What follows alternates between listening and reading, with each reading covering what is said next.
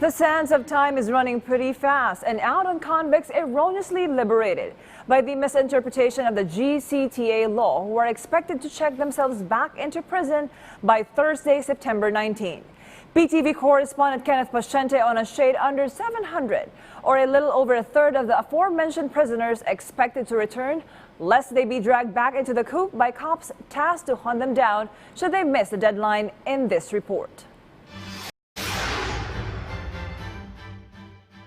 2 days before the deadline set by President Rodrigo Duterte, persons deprived of liberty released earlier continue to turn themselves into authorities. Department of Justice Undersecretary Mark Perete said that as of this morning, there are nearly 700 prematurely released PDLs surrendered and now in the custody of the Bureau of Corrections. But the DOJ said that this number doesn't include suspects who murdered Mary Joy and Jacqueline Chong, Josmar Aznar, and James Anthony Uy. It can be recalled that SAC Bucor Chief Nicanor Faeldon confirmed during a Senate hearing that 4 out of 7 suspects involved in the murder of the Chong sisters have been freed due to the Good Conduct Time Allowance Law. Later on, Ariel Balansag and Alberto Caño turned themselves in to Bucor personnel. Justice Secretary Menardo Guevara emphasized that the suspects should not get time credits and allowances under the law because they were convicted of a heinous crime. The Secretary also added that their early release is inaccurate, thus they should surrender and serve the remaining time.